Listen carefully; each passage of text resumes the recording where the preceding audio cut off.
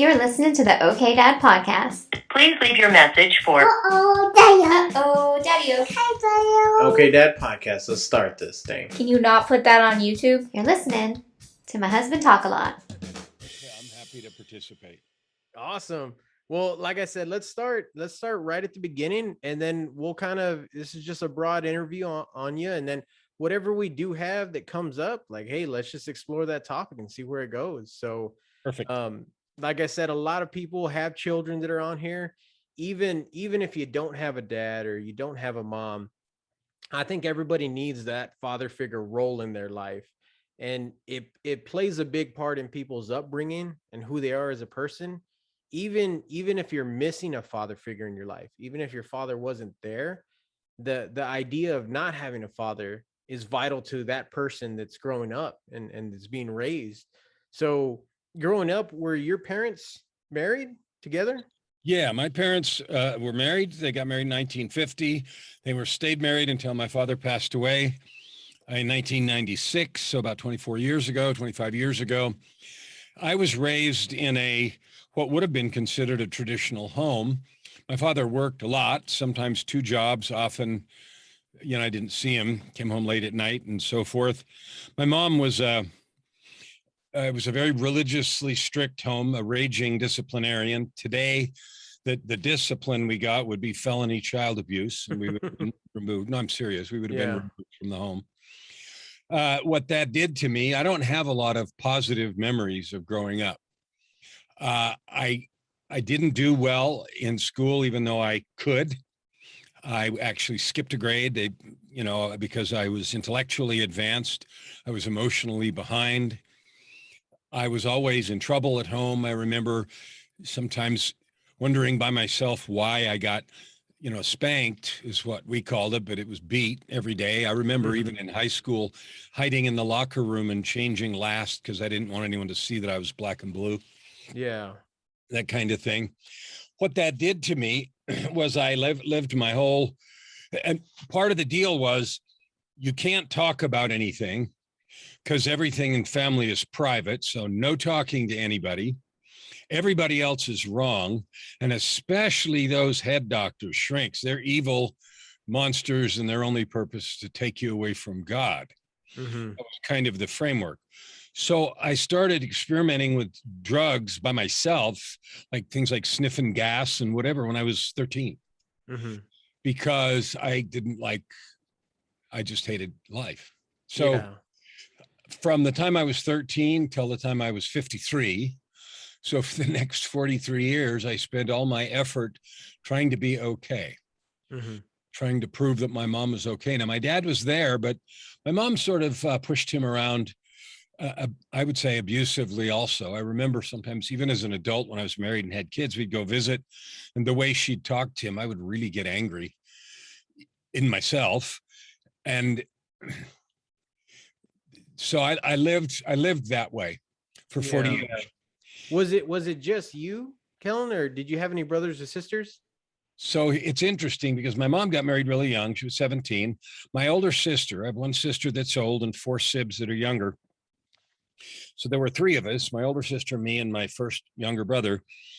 We got the brunt of the discipline. My older sister has been wrecked all of her life. She never got married. She's extremely obese. She's been very insecure and unhappy all of her life, even though she went on to become a university professor. It was way later in life. And just, it is evident to me now that I know something about it. During all those years, I didn't know anything about mental health, about how to do anything, to take responsibility or do anything. Now that I'm older and I've seen some of that stuff, by older, I mean between 53 and when things changed and 65, and I know that it was 53 because it was a real dramatic incident. I've grown up in terms of understanding all that stuff, and I can see the definitions and behaviors of my sister. And, she's never married. She's never even been in a relationship. And she was destroyed. As far as I can see, she was destroyed by it. And then me, and then my younger brother, who's 4 years younger than me, also has had a really rough life. He's very, very heavy. And, emotional issues. Then there was 7 years, and then there were the younger three. And the younger three my mom, somehow in those years, she sort of grew up herself. And when I wrote my first book about my childhood, Tightrope of Depression, my journey from darkness, despair, and death to light, love, and life, one of my sisters, who's in the younger three, she didn't believe. Like, she read the stuff in there that I talked about, and I didn't write it in an angry kind of way. I just wrote what happened. Right. She didn't believe. She thought I was lying about the things that had happened. And the youngest three had a completely different experience growing up than the older three. Yeah. Me did. And so during that 7-year period, how old were you when those younger three were born? Let's see. The oldest of the younger three was born in 1967. So I was 12. And by the time he was 4 or 5, and then the one after that was like 4 years later. So she was 2, and the one younger than that was 1. I was gone. So I left home when I was 17, just a little after 17. I went to college and never really came back. So when you left, that's got to be tough, because from 12 to 17, then you were witnessing your younger siblings and then being treated not the way you were treated at all. At all. It was a completely different universe. And the thing is I still was in trouble all the time. In other words, somehow I needed to be kept away from them.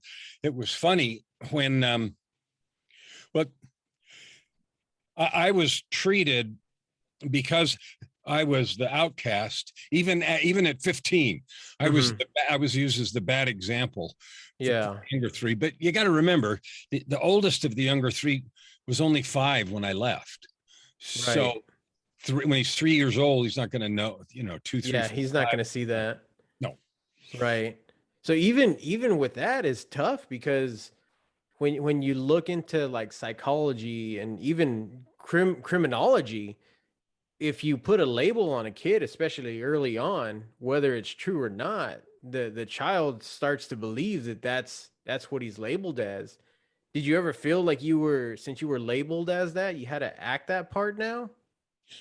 I believed with all my heart that I was fundamentally flawed, that everything, including all the relationship failures and everything that bad happened in my life, was my fault. And if I could just get my crap together, I would be okay. My mom would stamp my head with approved, and we would all be okay again. I believed that for 40 years. Yeah. And all that stuff, as growing up as a kid, is just reinforcing that thought too. When you left when you were 17, where did you go? Where did you grow up in? I grew up I was born in San Francisco, raised in California, San Francisco Bay Area. Okay. I went away to college, distance. I went away to a university, had scholarship, and left, and didn't really ever go back. Were you still in California? No. For college? How far away did you move from San Francisco? About 1,000 miles. Oh, wow. Was that your first time leaving California? No, we'd had some, my parents were both born and raised in Wyoming. So there was an uncle that had a dairy farm, and we'd sometimes go for summers up there. Okay. So I'd been out of the state, but it's the first time I was thrilled out of my mind to get out of the house. Oh, I bet. Yeah. I remember distinctly many times wishing that I would die during the discipline. And because I thought that way she'll get in trouble. I remember thinking all that. And the idea of actually running away and talking to somebody, never, when you're a kid, it just didn't cross my mind. Right. When you had moved out and started college, was that your first time being distant from your family for a long period of time? Yeah. Or other than the trips, it was? Yeah, well, I wasn't distant during the trips. I mean, my mom came with me to the dairy farm, so she was there. I loved the summers, though, because when we were on the dairy farm, she didn't do the discipline, quote, the beatings, like she did when she was home, because there were other people around. Oh, so even that was hidden then. Yeah. From extended family and whatnot. Oh, yeah. Man. So during that, would you have to hide some of the markings and stuff while you were there, coming from San Francisco? I don't remember thinking that going there. I don't remember. So nothing ever happened while we were there. So during the June, July, the 2 summer months were sort of the reprieve. So is that when you were like most looking forward to out of the year? Always. Because you knew nothing was going to come to you physically? Here's an yes, the answer is yes, absolutely. Here's an interesting thing.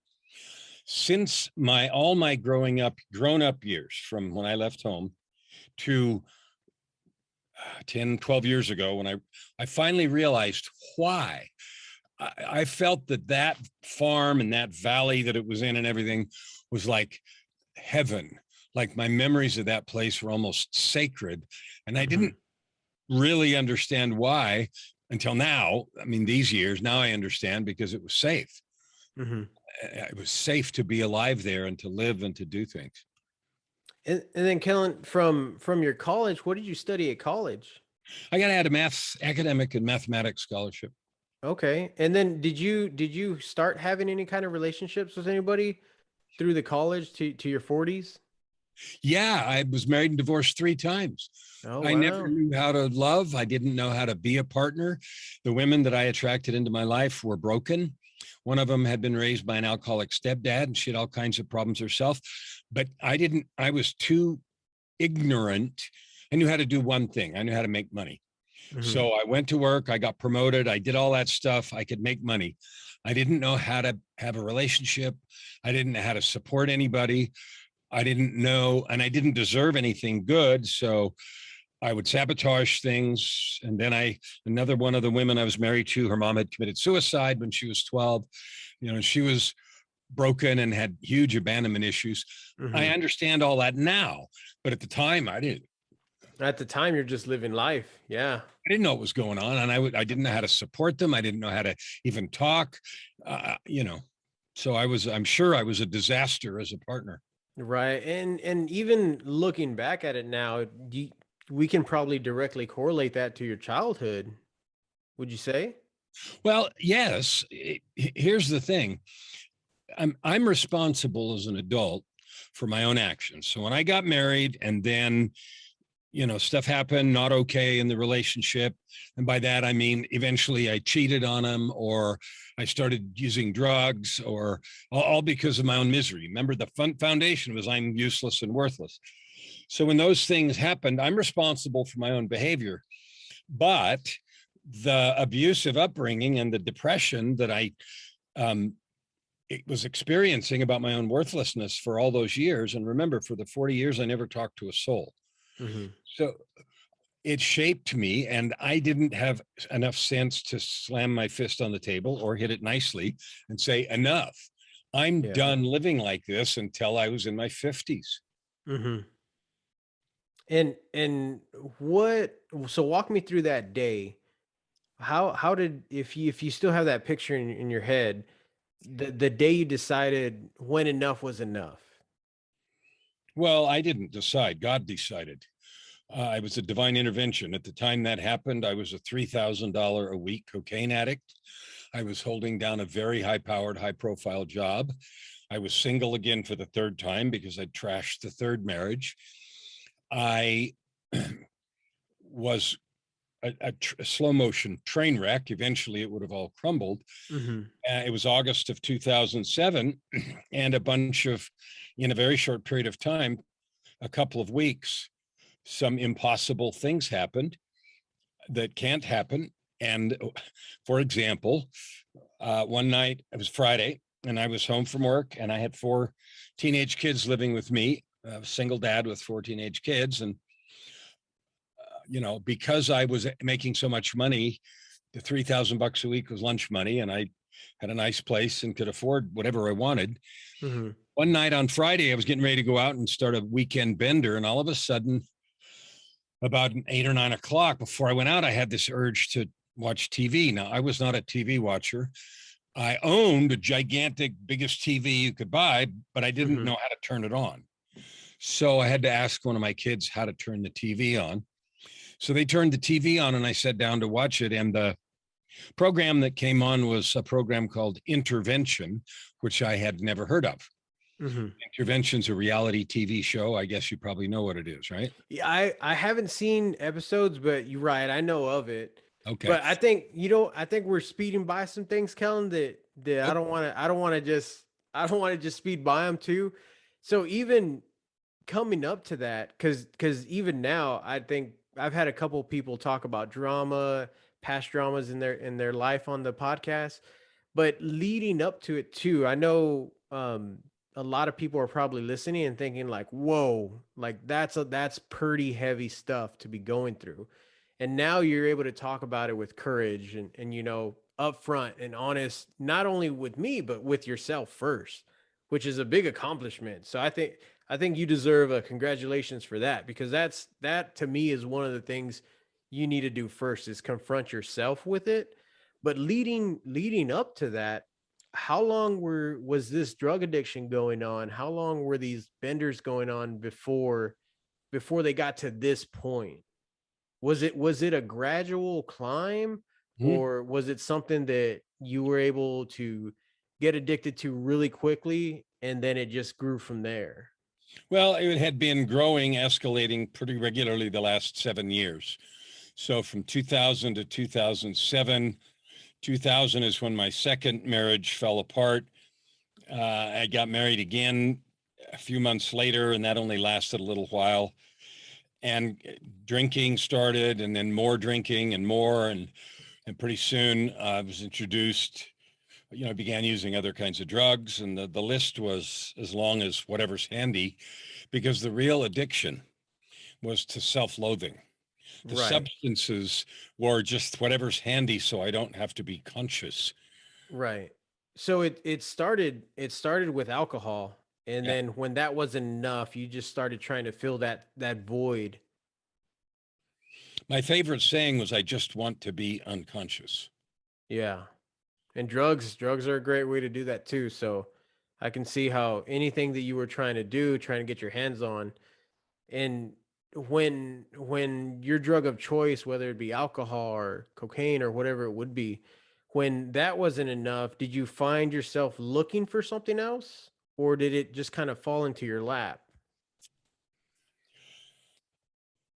When you have all the money you need, you can find whatever you want. So this idea of let's try this, let's try that, none of it worked. Eventually, Hmm. I tried to commit suicide a couple times. I mean, it got to the point where I hated myself so badly that I wanted to be gone. Right. And even during all that, Kellen, because this is like I said, this is some heavy stuff. As you're doing that, it's difficult because you're still not even clicking. You have money, you're married, you have the house, you have the TV, and from the outside looking in, people are looking in and saying like, Kellen's got everything. That's right. And you can't even tell from looking out that, yeah, I have everything, like, materialistically, but intrinsically, I don't have it. Like, you can't find what you're looking for. So that went on for 7 years, you said?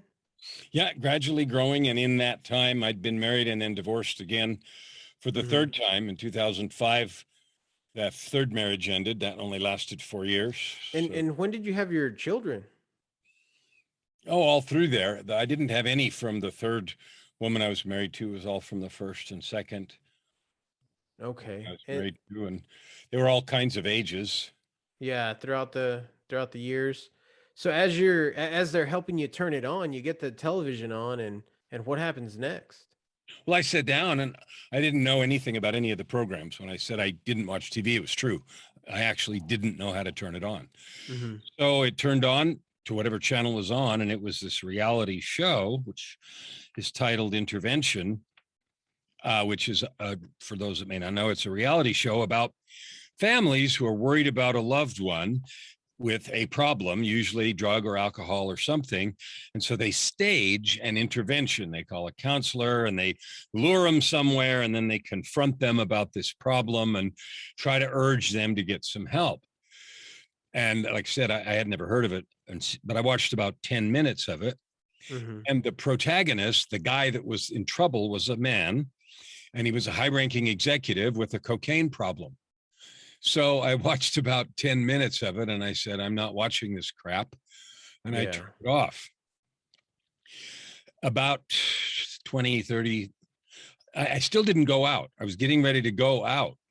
And for some reason, I didn't. And then I felt compelled to turn it on again. So I did. And this time I knew how. So I turned the television back on, and it was in the middle of the hour. And the show started over at the beginning. No, I didn't have a DVR. No, I didn't have a recording device. And no, it wasn't on the television schedule. Mm-hmm. And I looked at that and it shocked me really bad. And so I thought, okay, I guess I should watch this. So I did. The guy on there refused all the help and went on to, worse things. And when the show ended, I was really struck by, number one, what had happened, and number two, the story. And so I decided not to go out and, have a bender, get wasted for the weekend. So I went to bed. That was about midnight or a little before. And I'm going to tell you some things that some of your listeners are going to think are crazy.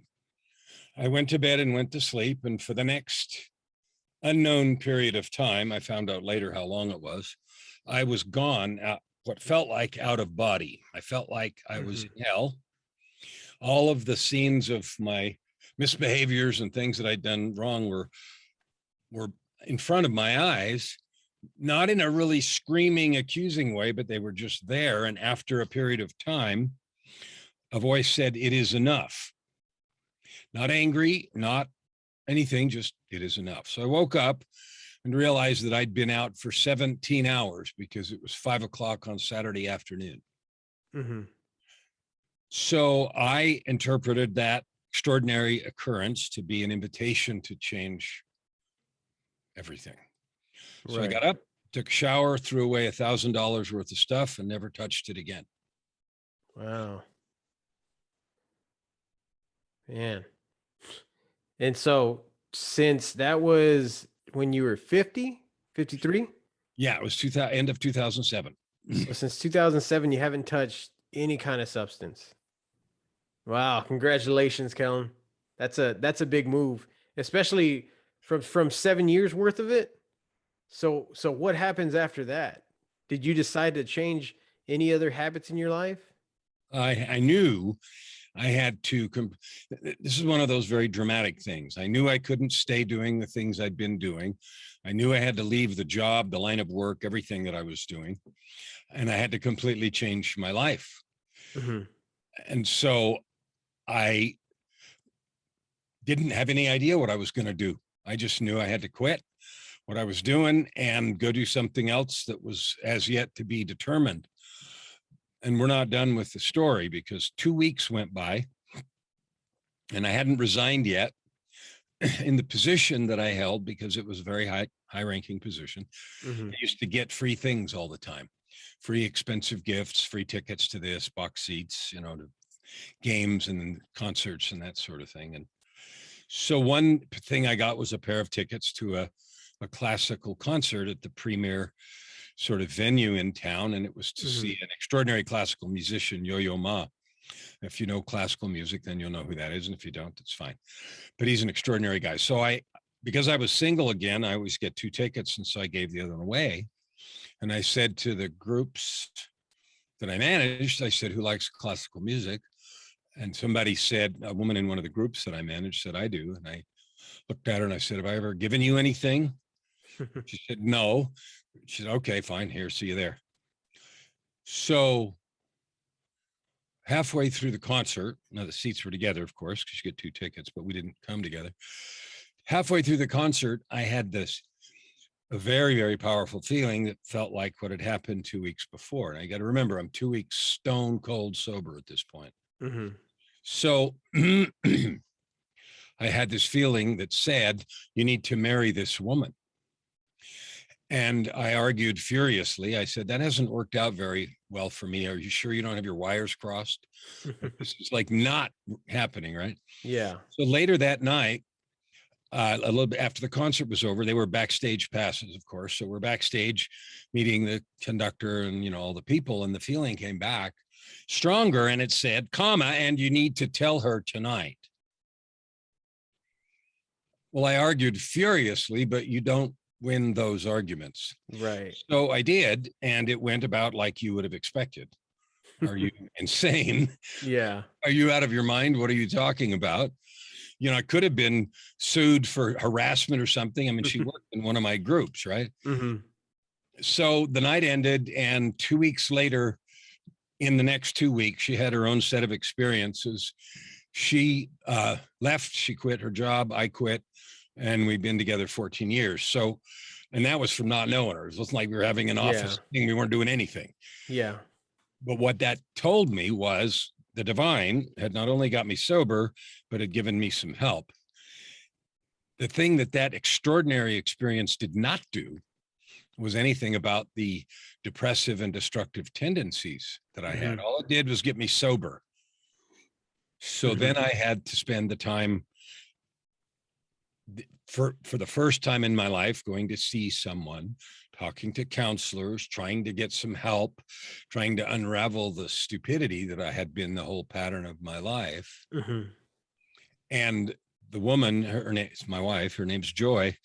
She was ideally suited to this. She has been an angel, supporting me through the very, very difficult and slow process of unraveling 40 years of hating myself.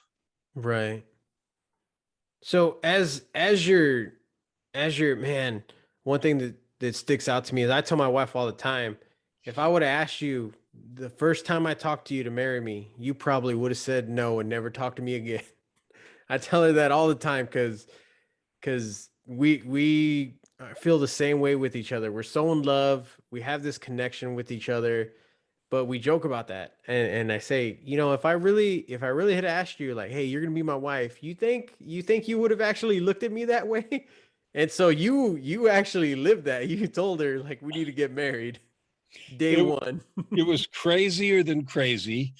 And I asked her now, I said, I mean, the rumors were around the office that I was a cokehead and everything else, even though I was way up. And so, the rumors, but nobody could do anything about it because I was doing everything I needed to do. And I was really important in the business, blah, blah, blah. And she looked at me and I said, what on earth made you say, okay? Like you knew. Yeah.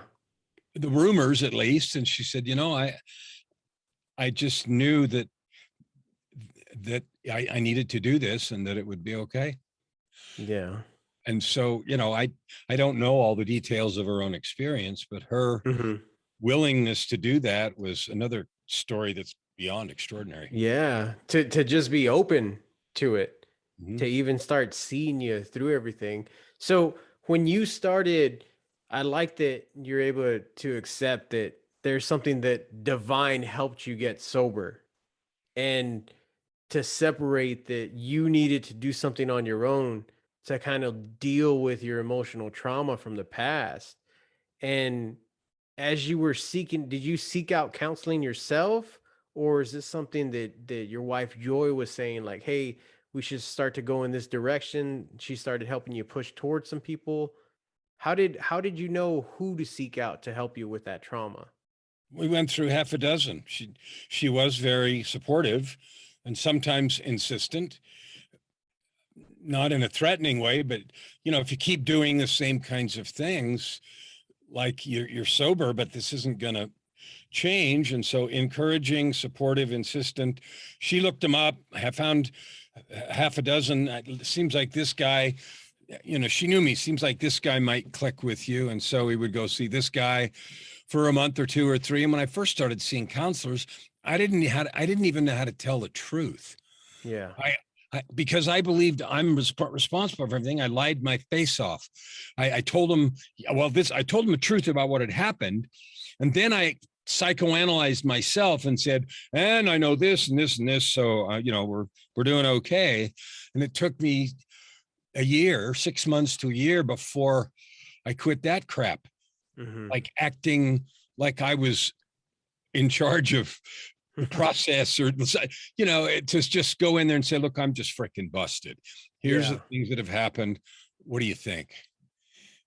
I couldn't even do that because, again, I was married to the idea that it was my fault, so I needed to fix it.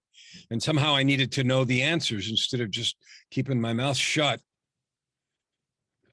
and participating in a process. Yeah, and those are challenging too, because it takes a lot to be vulnerable to someone, but it also takes a lot more to be vulnerable to someone that is in front of you that you haven't met before, that you're also seeing to help you. So you're seeking out their help, and you have to be vulnerable when they really don't give you anything back.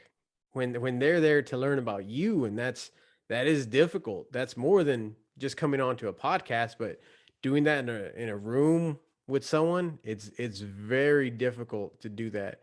And seeing them, and seeing these counselors and therapists, how would you say that they helped you through it all? Some did, some didn't.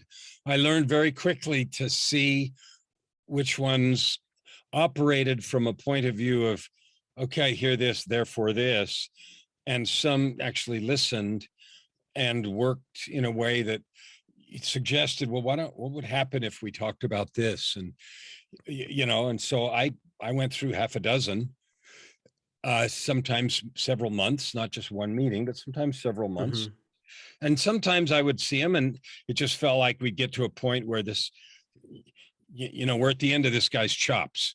It's not going to go anywhere else further. We're as far as we get. I got to go find somebody that's a cut up here. Yeah. And I don't even know that that's wrong or judgmental to say that, because I don't know that that's true. It just in terms of my situation and whatever, I had to find somebody else that could hear it, talk about it in a different way. And how often were you seeing them? Was it weekly, monthly? Once in a while, it was once a week. Usually it was more like every couple of weeks. Once a month wasn't often enough. Yeah. To start with. Mm-hmm. So after that, when did you start feeling like, because living a life to up until your 40s, feeling that emotionally damaged, and then even going into your 50s and living life to addiction, living life with the emotional struggle, the emotional trauma, the relationship struggles. When did you feel like you feel this morning? When did you feel like you were actually living life, like you could go outside, take a deep breath, and actually smell the roses? When did you feel that comfort? Probably about 5 or 6 years ago. So it probably took half the time. Mm-hmm. 4 or 5. It's been, 2008, 9, 10, 13 years. So 5 or 6 years. The process of more or less healing is 5 or 6 years for me. Right. And during this time, Kellan, when did you write your first book? I wrote the Tightrope of Depression book near the end of that time. So I wrote it in 2014. Mm-hmm. And then do you want to talk about that a little bit? Sure. I wrote it for 3 reasons. I wrote it because I needed to. It felt very therapeutic at the time. Second reason I wrote it was I knew without a doubt, given what I'd been through, that there had to be other people, many others, who were afraid to talk, who wouldn't talk about stuff, who maybe knew something was very wrong, but didn't know how to label it. Still the huge stigma of, mental illness. Sometimes you're less than. I mean, we still deal with that even here in 2021. Right. As we go back each year, it gets a lot worse. Mm-hmm. So 10 years ago, it was way worse. And 20 years ago, it was ridiculous. You know the drill. Right. So I wrote it to help for therapy for me. I just needed to tell a story. I wasn't angry. I didn't write it in an angry way. I just wrote it to tell a story. The second reason I wrote it was to help anyone that might read it who felt like they could resonate with that. And I wrote not only about what happened, but about the things that I was doing to recover.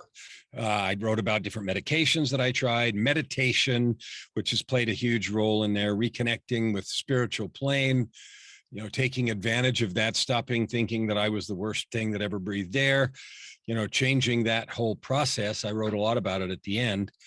things that I discovered that I was doing. The third reason I wrote it was for caregivers or partners of those who are busted, that perhaps they could hear it from the voice of someone else, and with a different eye, hear the experiences of someone in their circle. Right. And that's also a tragic point of view too, because there is a strong connection with the spouses or the partners that are bounded to somebody going through struggles, going through mental health issues and addiction. And that's often overshadowed by the person with the addiction. And even during all those struggles, people tend to forget that there's other people that person is hurting too during it all. So I love that you did it for, that's one of the aspects that you did it for. And Kellan, with you wrote a second book too, right? Well, as soon as I got done with this one, I thought I never intended to write. I've written 13 books, but the second one in this trilogy, it will be a trilogy. I thought this was it. Never intended to write another one. About a month after I got done, I realized that that was just the beginning, and I needed to tell the ongoing story. And so volume 2 is called Down from the Gallows: The Myth, the Truth, and Battles of a Creative with Depression. And so I wrote that as a second volume. And by the time I started that, I realized I was going to have a trilogy, and I outlined the whole process. But okay. start with, I wasn't going to even write another one. And then I realized I have to. And then I wanted to write the third one because I want there to be a conclusion, even though life doesn't end. I want there to be a bright light. I want there to be a conclusion. Right. It feels like that.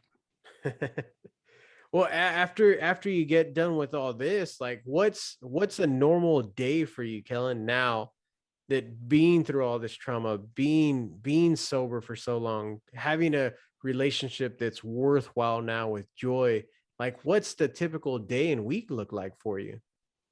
My days are very busy. I run a coaching practice. After I left that other business, I wanted to help. I wanted to be valuable. I wanted to give back. I wanted to be a light. I wanted to help others that not just struggle with addiction or mental illness, but that are failing to reach their own possibilities. So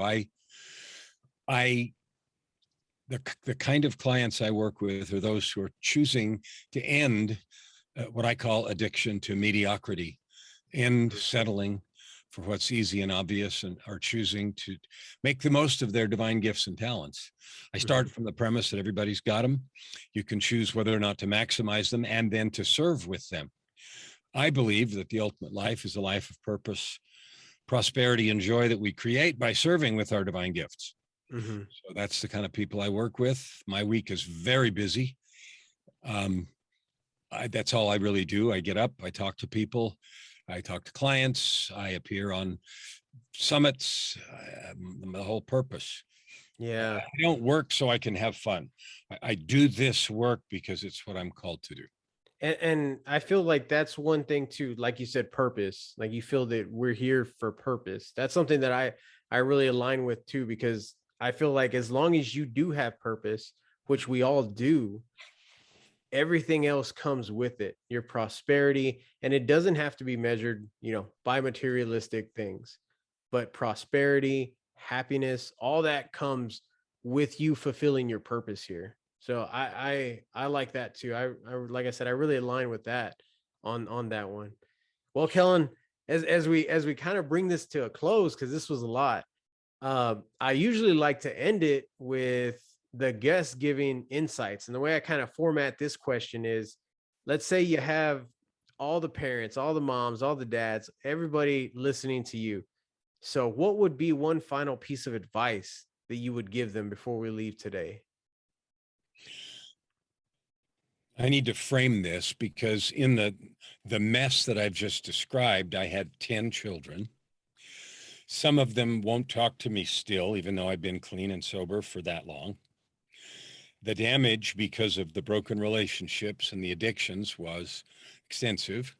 I remain hopeful and optimistic because I have time on my side and the divine. So what I would say is two things. and they're coming right out of my own life. Number one, no matter what you have or haven't done as a parent, no matter your failings, no matter if you're alone or with someone else, and no matter what has happened before, it is never too late to matter, to do good, and to have a big impact as you live your divine purpose. And I say that as a dad who has kids who won't talk to him, who I'm working on by being loving, by being open, by putting out lots of stuff and podcasts and social media, and living the kind of life that I would have lived if I'd known more before. So never quit, never give up, no matter what. The second thing is, if you have grown-up kids like mine who have gone, who are estranged, who are difficult, who are struggling, who have their own sets of challenges, and you could and might blame yourself and think you could have done differently, and oh, if I'd only this, that, and the other. Don't go there. Remain hopeful, remain open, and remain loving.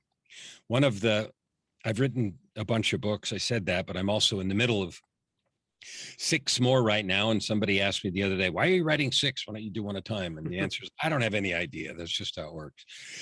But one of the 6 is a book that I'm going to title Forgiveness, a journey of courage to a place of peace and power. No matter what's happened to you, or no matter what you think you've done wrong, forgiving yourself is the key to unlock your ability to do further good. As long as you remain like I used to be, in a place of blaming, angry, violent towards yourself, you limit your ability to be a conduit for good, help, truth, power, and all that good stuff. Mm-hmm. So that's what I would leave you with. That's gold, Kellan. I love that. I really do. I think that's exactly what a lot of people need to hear, especially with everything going on around the world. And I think for that could actually be a wake-up call to some other people. So we do appreciate having you on.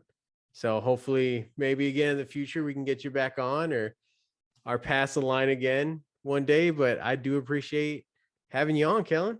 Thank you so much. Happy to do it, and happy to stay connected. I usually use Facebook more than other social media. So if you'd like to be connected there, that's fine. I'm not hard to find. There are only 2 Kellan Flukigers out of 8 billion. The other one is my son. Okay. So I'm not difficult to find. Yeah. Okay. And then the last thing too, Kellan, if you want to plug in anything here, if you want to show your books again too, 100% okay with that. If you want to, you know what I really would like? Mm-hmm. I'm gonna tell a little tiny story. Is that okay if we got one? Oh, yeah, definitely. I'm just trying to save your time. I try to keep it within that hour slot, but I could go all night, so don't worry. A year and a half ago in March of 2020, when the first lockdowns were happening, right? When it was 15 days to flatten the curve and all that crap. Mm-hmm.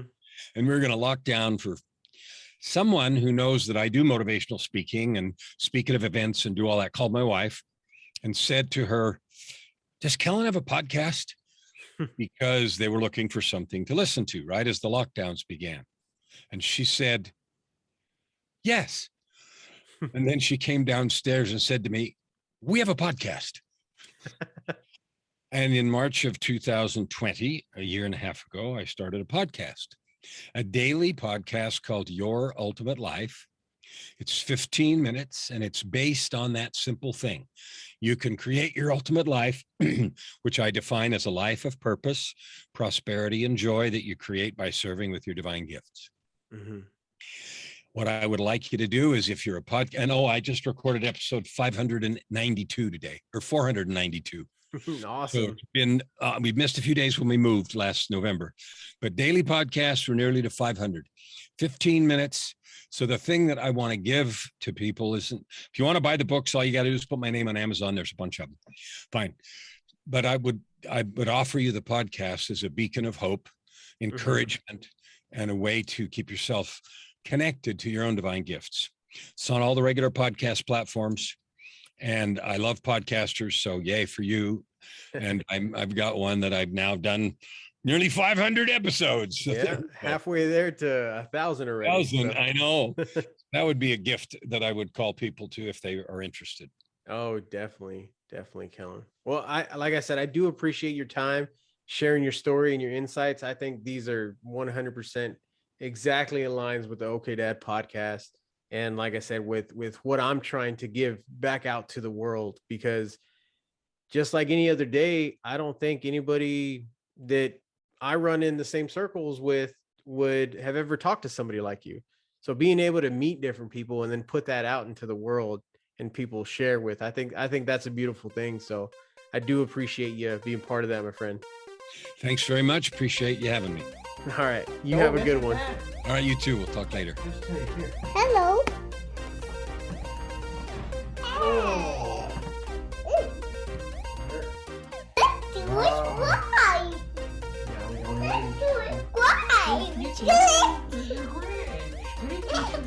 I don't know where you got all that from.